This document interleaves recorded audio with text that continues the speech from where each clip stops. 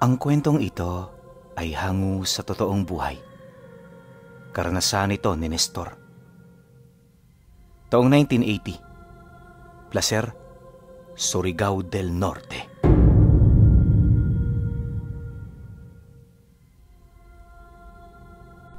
Noong mga panahong ito, kasalukuyang manlalako ng manok itong si Nestor. Kung saan saang lugar siya nakakarating, kasama ang kanyang ama at dalawang tiyuhin. Matagal na nila itong ginagawa at base sa kanya, ang trabahong yun ang bumuhay sa kanilang pamilya. Yun nga lang, hindi ito madali, gawa ng oras at sakripisyong kinakailangan nilang gawin para may maiuwi sa kanila. At kung hindi ninyo na itatanong, hindi lang basta manok ang binibenta nila. Yung mga nilalako kasi nila, pinapausukan na at nilalagyan ng iba't ibang pampalasa. Gustong-gusto ito ng kanilang mga parokyano sa kadahilan ng iihawin mo na lang ito. Matrabaho man ang ganoong paninda, sulit naman ang perang kanilang kinikita. Hindi man sa pagmamayabang pero sa pamamagitan ng paglalako ng manok, napatapos nila sa pag-aaral ang sumunod niyang kapatid. Kahit papaano, masaya naman siya sa naabot nito, gawa ng ang tagumpay nito ay alam niyang tagumpay ng kanilang pamilya. Ayon sa kanya, na kapag umuuwi sila noon pagkaraan ng 2 araw, ni hindi man lang sila tinatanong ng kanilang ina't mga kapatid. Yun bang, inaasahan na ng mga ito na maayos ang naging lakad nila. Pero hindi nila alam noon, maraming sakripisyong kinakaharap sila Nestor para lamang madala sa mga malalapit na kabayanan ang kanilang mga produkto. Kabilang sa mga iniisip nila kapag umaalis ay yung mga magnanakaw sa daan, manggagancho, at higit sa lahat, mga aswang. Sa maniwala man kayo o hindi, makailang beses na siyang nakasilay ng ganoong uri ng nilalang. Alam niya na totoong umiira lang mga ito, ngunit pinipili niya lamang itong ilihim nang sa gayoy hindi na mag-alala ang kanyang pamilya para sa kanila. Yun kasi ang palaging paalala ng kanyang ama. Kaya kahit nanganganib na ang buhay nila, hinding-hindi pa rin sila nasisindak ng mga ito ng basta-basta. Dagdag pa niya na, nagsimula siyang makakita ng mga totoong aswang nung naglakbay sila ng tatay niya patungo sa lugar ng San Vicente. Medyo malayo-layo yon sa kanilang baryo, kaya naman halos 2 araw ang inabot ng kanilang paglalakad patungo rito. Akala nga nila, magiging matiwasay ang kanilang paglalakbay, pero bigla na lamang silang naalarma nang tambangan sila ng mga taong hindi naman nila kilala. Noong una, naisip niya na baka magnanakaw lang ang mga ito, pero pagsilay niya sa kanyang ama, inilahad nito na hindi mga ordinaryong tao ang kaharap nila. Mariin din itong inilahad, nakakaiba ang mga nilalang na yon. Kaya naman hanggat maaari, pakailagan nila ang mga ito. Matapos nitong mailahad ang tungkol sa bagay na yon, ipinagpatuloy lang nito ang pagpapausad sa mga dala nilang kalabaw nang hindi yun kinakausap.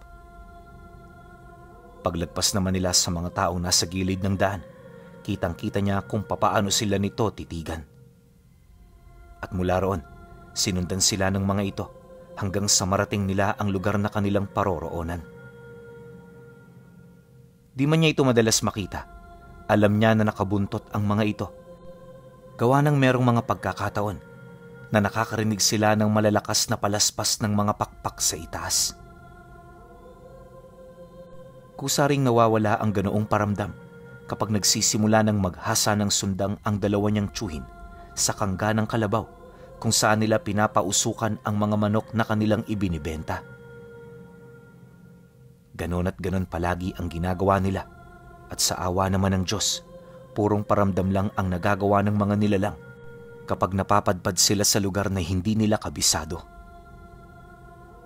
At ang ganoong sitwasyon ang naging daan upang maitatak sa isipan ni Nestor ang panganib na dulot ng mga aswang. Subalit ayon sa kanya na, lahat ng karanasan niyang yon ay wala pa kumpara sa mga naranasan ng tatay niya. Sa kanilang apat kasi, tanging ito pa lamang ang nakagat ng aswang. Hindi na nito kinuwento ang mga detalye dahil ayon dito ayaw na niyang balikan ang mga pangyayaring minsang nagbigay ng takot sa kanyang kaluluwa. Kapag naririnig ng mga kaibigan niya ang ganoon niyang kwento, kusayong nagsisilayuan. Yun bang ayaw na ayaw ng mga itong marinig ang kanyang mga sinasabi dahil sa naniniwala sila na puro lang itong kasinungalingan. At kapag ganoon na ang nangyayari, tumatawa na lang itong si Nestor habang naglalakad papauwi. Ilang buwan ang lumipas pagpasok ng taong ito, nagpatuloy ang kanilang pagnenegosyo. May mga panahon na hindi sila naglalako dahil sa kulang pa yung bilang ng mga alaga nilang manok. Mahirap man ang sitwasyon, kailangan nilang magtiis kung gusto nilang magkaroon ng malaking kikitain sa mga susunod na araw. Anya, hindi naman noon ganong mahirap ang pag-aalaga. Minsan kasi, may mga nauhuli silang galang manok sa damuhan, kaya naman madali nitong nadaragdagan ng kanilang mga pambenta.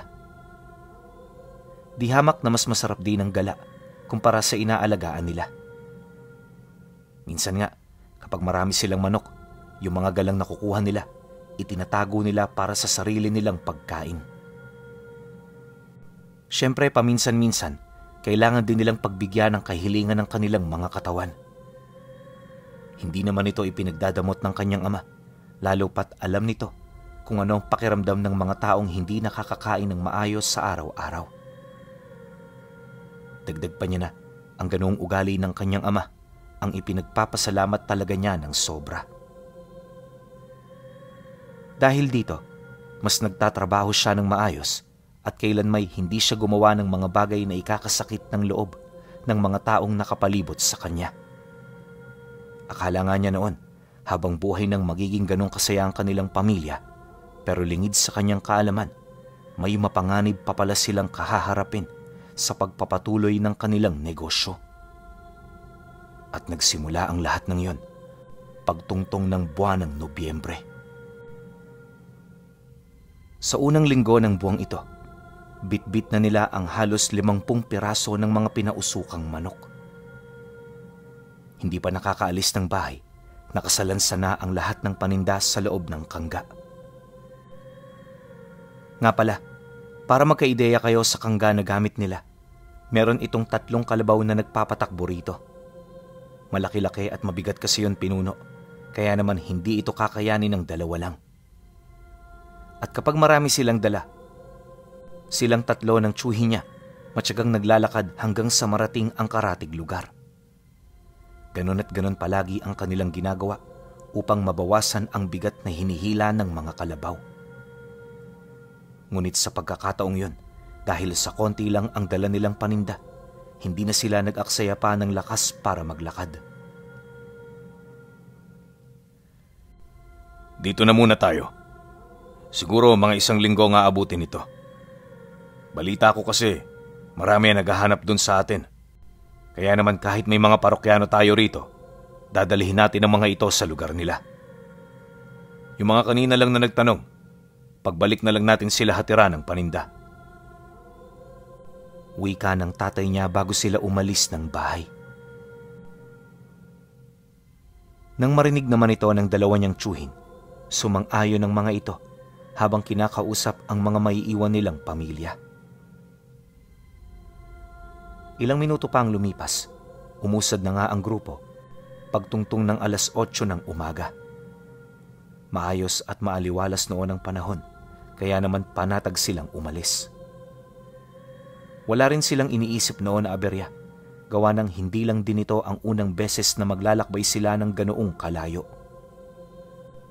Aminado naman silang madalang lang ito kung mangyari, pero awa ng Diyos, wala namang masamang nangyayari kapag ginagawa nila ito. Ilang oras pa ang lumipas, narating na nila ang karatig lugar. Siyempre, nagdagdag na muna sila ng maiinom bago umalis. Dahil mula sa baryong yon, medyo malayo-layo pa ang kanilang uusarin.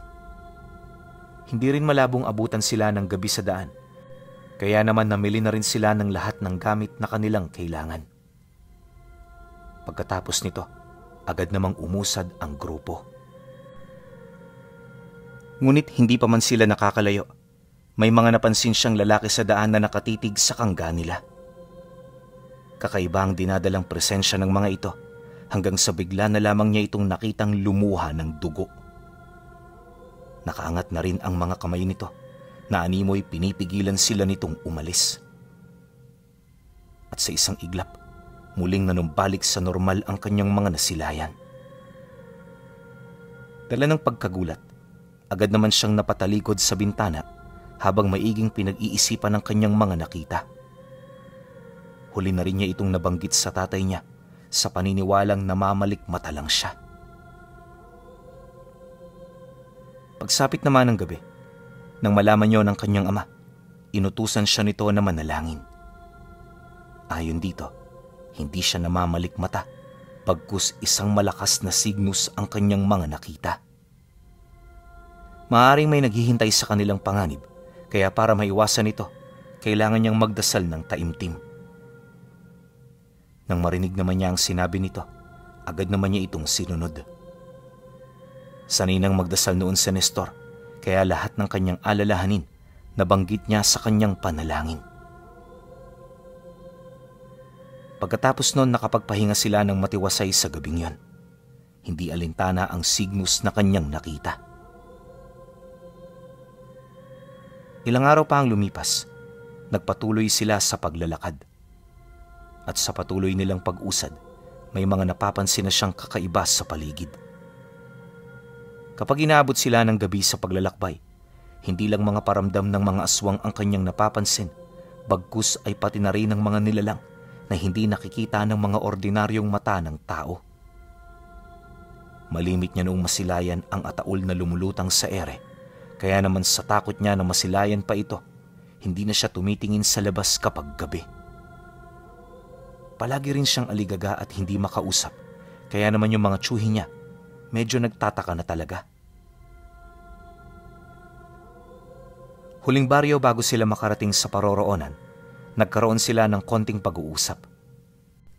Yung kilos niya kasi noon, medyo nakakabahala na, kaya naman nagdesisyon na ang tatay niya na kumprontahin siya. Akala nito madadala lang siya nito sa simpleng payo, pero wala itong kaide-ideya sa mga bagay na kanyang ilalahad. Anak, may problema ka ba? Sabihin mo na sa amin at nang hindi kami mag-isip ng kung ano-ano sa'yo. Mahirap ang ganito dahil unang-una nasa trabaho tayo.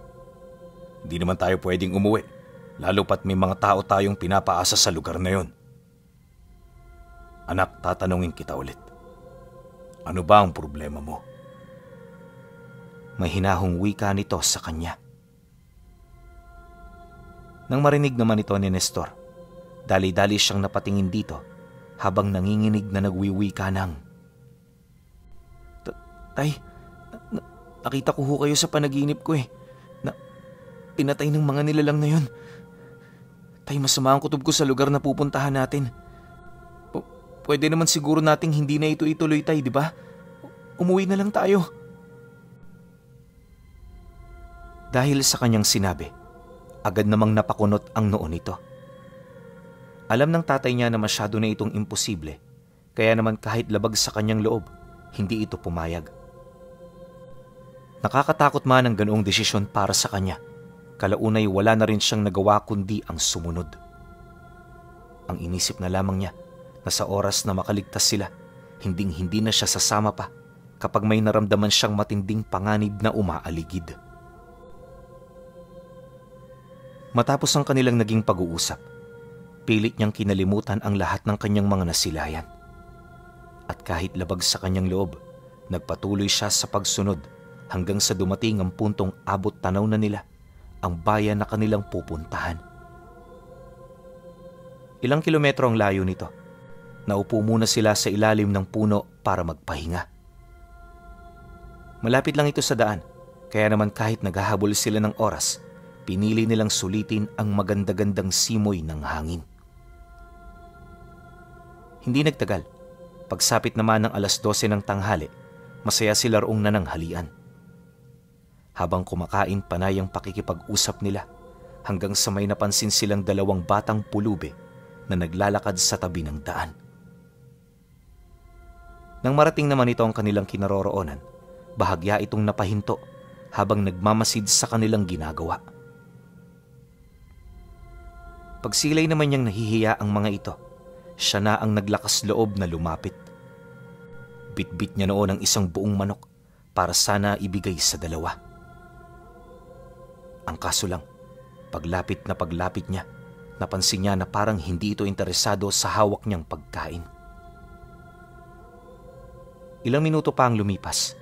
Pagtitig nito sa kanyang mga mata, bigla itong bumulong sa kanya ng, "Huwag niyo nang ituloy ang pagpasok niyo rito. Mapapahamak lang kayo. Hindi niyo alam kung ano naghihintay sa inyong panganib sa lugar na yan. Akin na yan." Pagkasambit nito ng mga kataga, bigla nitong inagaw ang manok na hawak niya, sabay lakad papalayo. Matapos ang pangyayaring yun, naiwan namang tulala itong si Nestor. Pilit na pinag-iisipan ang mga bagay-bagay. Alam niya kasi na merong ibig ipahiwatig ang mga bata, kaya naman hindi na ito naalis sa kanyang isipan. Nang mapansin naman ng tatay niya ang kanyang ginagawa, nagkusa na itong lumapit para matingnan ang kanyang kalagayan. Ngunit nang mapansin ito na parang naninigas na siya at wala sa sarili, dito na siya nito paulit-ulit na tinapik hanggang sa bumalik na sa normal ang kanyang ulirat. Pagbaling naman niya roon ng tingin, agad niyang naramdaman ng matinding takot na biglang namutawi sa kanyang kalooban. Hindi na rin siya nagdalawang isip pa na ilahad ang sinabi ng dalawa, ngunit sa kasamaang palad, hindi ito pinaniwalaan ng tatay niya. At ang mas masaklap pa, nabatukan siya nito buhat sa mga sinabi niya. Makalipas pa ang ilang minuto, nagdesisyon na silang umusad patungo sa baryo. Literal na hindi na siya noon pinapansin ng kanyang ama, kaya naman naiwan siyang tahimik sa isang tabi habang paulit-ulit siyang kinakausap ng mga tsuhin niya. Nung mga nagdaang araw, Nestor, parang napakamatatakutin mo. Di ka naman ganyan dati Kaya nagtataka talaga kami. Magsabi ka nga ng totoo. May problema ka ba? Alam ko kasi na hindi ka magkakaganyan kung wala kang iniisip na mabigat na problema Yan ang pinagmumulan ng takot mo. At dahil dyan, kung ano-ano na ang mga nakikita mo. Wika ng tsuhin niya sa kanya. Pagkarinig niya sa sinabi nito, matapang naman niyang inilahad na wala siyang problema at mas lalong hindi siya nasisiraan ng ulo. Dagdag pa niya na, totoo ang kanyang mga sinasabi at wala siyang pakialam kung maniwala man sila o hindi. Ang importante, alam niya kung ano ang mga nakikita niya. Nang marinig naman ito ng kanyang tsuhin, wala na rin yung nagawa kundi ang manahimik. Pagkaraan pa ng ilang oras, narating na rin nila ang bukana ng baryo. At sa entrada pa lang nito, dumagsana ang mga taong hindi magkamayaw sa tuwa. Pagsilay naman nila sa mga ito, agad naman silang huminto para bentahan ito ng kanilang mga paninda. Ang kaso lang, nang mailatag na ng mga ito ang mga manok, bigla itong dumistansya na animoy meron itong nalanghap na hindi kaaya-aya. Bakit may mga bawang? Sabi walang bawang!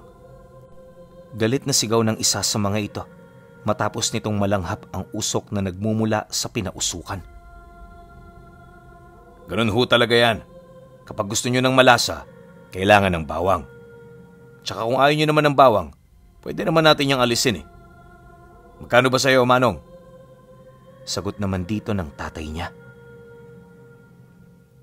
Ngunit nang marinig ito ng lalaki, agad yung naglakad papalayo. Unang bungad pa lang pinuno. Kakaiba na talaga para sa kanya ang mga nangyayari, kaya naman hindi niya maiwasang maalarma. Makalipas pa ang ilang minuto nitong pagmamasid, dito na dumating ang lalaking nagpapunta sa kanila. Akala noon nila Nestor, makikipag-usap pa ito ukol sa kanilang dala, pero diretso na nitong pinamili ang lahat ng kanilang mga paninda.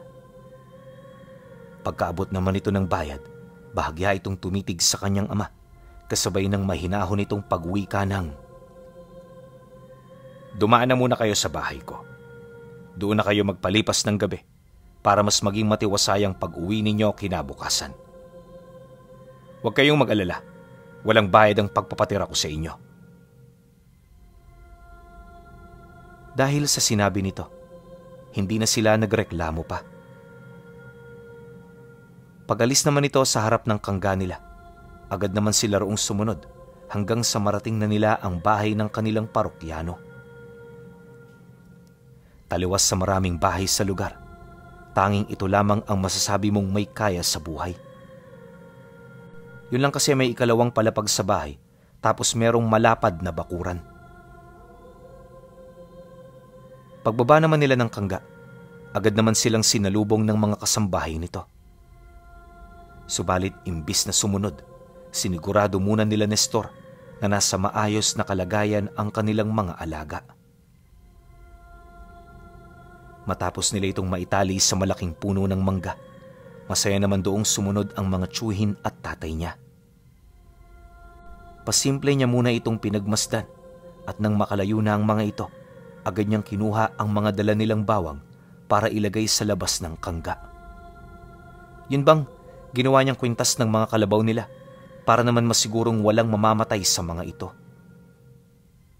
At yung mga natira naman pinuno, inilagay niya sa bubong, dingding at mga gulong nito.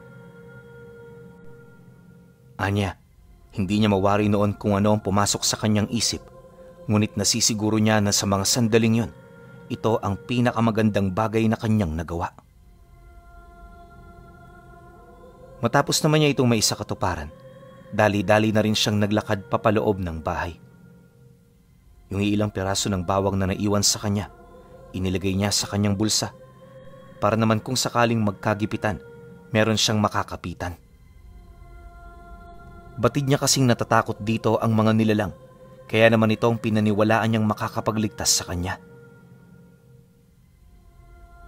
Sa pagdating niya sa sala, bumungad sa kanya ang tatay at mga tiyuhin niya na nakaupo sa harapan ng mesa. Habang pinagmamasdan niya ito, napansin niya ang mga kasambahay na isa-isa nang inilalatag ang mga manok na dala nila. Kabilang ito sa mga putahe na inihanda, kaya naman tila bang naging pabor ang pagkakataon para sa kanila. Nang magsimula na ang kainan, pawang mga paninda na lamang nila ang kanilang nilamutak. Bahala na kahit masasarap ang amoy ng iba pang pagkain, ang mahalaga alam nila kung ano ang kanilang kinakain.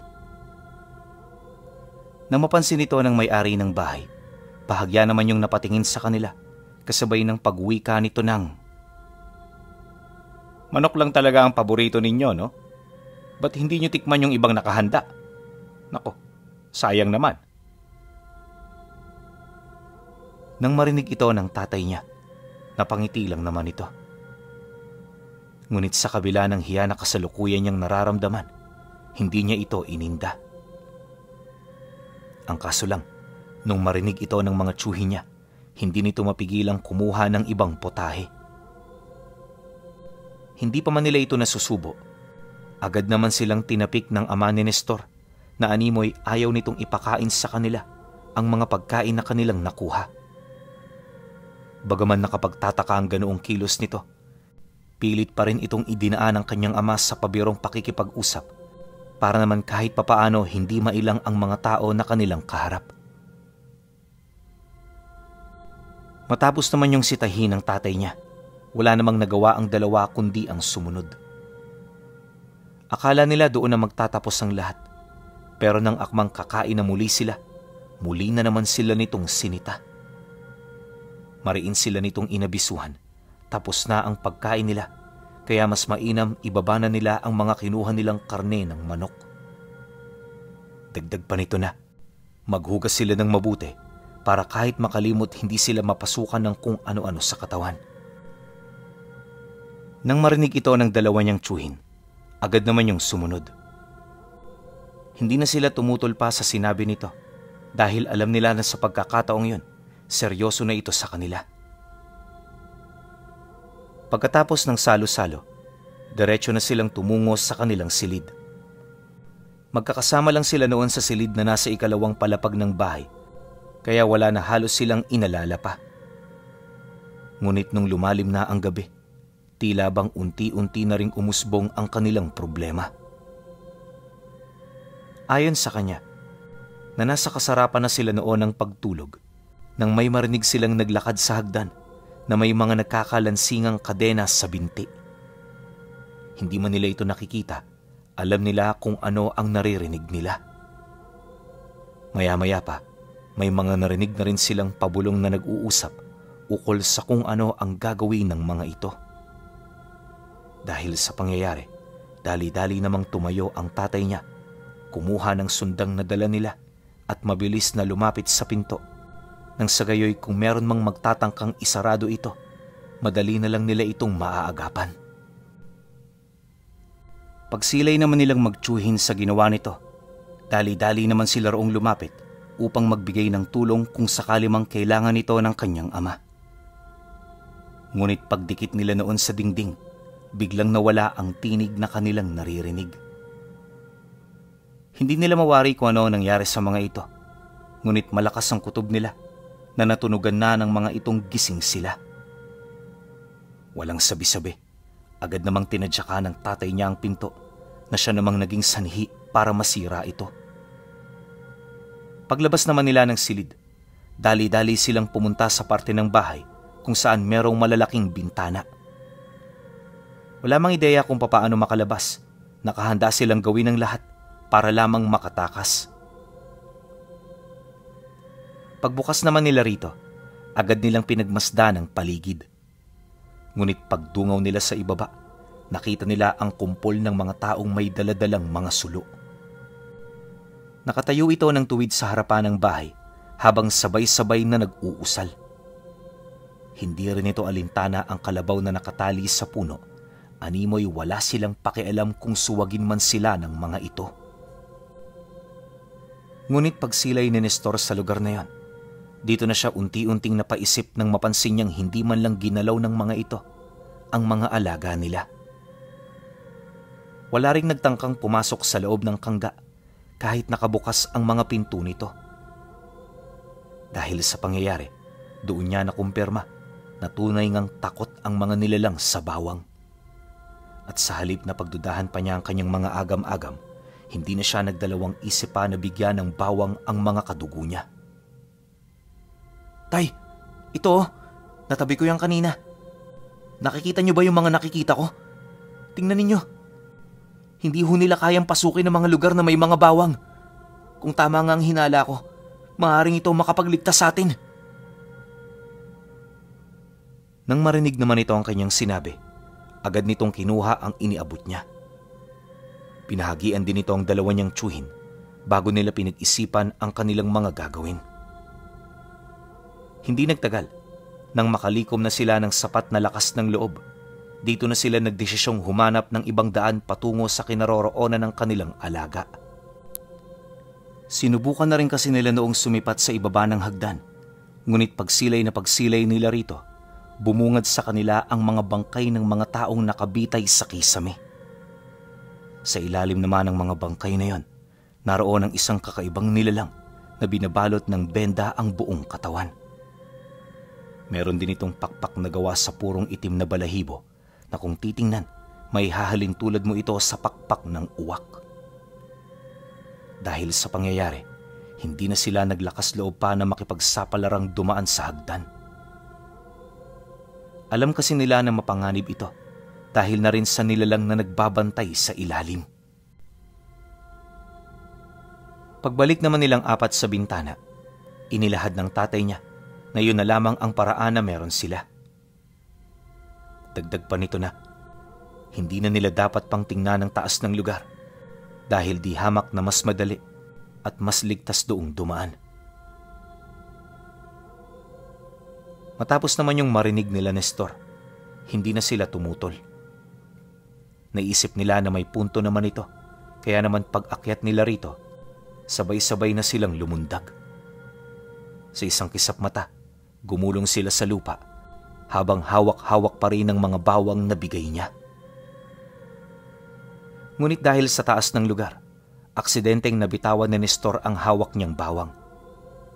Kaya naman nang makita ito ng mga nilalang, agad siya nitong sinunggaban hanggang sa makaladkad na siya nito papalayo. Mabuti na lang, dali-dali siyang sinundan ng kanyang tiyuhin habang walang habas na pinagtatataga ang mga aswang na dumadarag sa kanya. Maya-maya pa pagbitaw naman ng mga ito, agad naman siya nitong nakuha kasabay ng mabilis nilang pagtakbo pabalik sa kangga. Sa sobrang pagmamadali nga nila noon, hindi na nila kinalig ang tali bagkus ay pinutol na ito ng kanyang ama. Matapos nun, buong lakas na nitong pinaghahataw ang mga kalabaw upang kumaripas na rin ito ng takbo. Habang papatakas ang kanilang grupo, ramdam naman nila ang iilan sa mga ito na nasa bubunga ng kangga. Nagpupumilit itong gumawa ng butas pero hindi sapat ang lakas nila para mapangibabawan nila ang mga nakasabit doong pangontra. Dahil dito nagawa nilang makatakas sa lugar ng walang namamatay. Paglayo nila ng baryo, lahat ng nilalang na nakasunod, naglaho na lamang na parang bula. Unti-unti, bumalik ang katahimikan hanggang sa bumaba na ang tensyon na kanilang nararamdaman. Alam nila Nestor na dito na nagtatapos ang panganib na kanilang kinakaharap, kaya naman halos maubusan sila ng hininga. Dahil sa takot, na bigla na lamang napalitan ng tuwa sa kalooban nila. At alam niyo ba, Pinuno, ang sugat niya na natamo noong gabing yun ay halos inabot ng 2 taon bago tuluyang maghilom. Magmula rin noong naranasan nila ang ganoong pangyayari, hindi na sila naglakas loob na tumawid-tawid sa mga karatig lugar. Ang kanila kasing naisip noon ay baka muli na naman silang mabiktima ng pain ng mga aswang. Dahil din dito, kapag umaalis sila kahit sa malapit lang pupunta, marami silang imbak-imbak na mga bawang.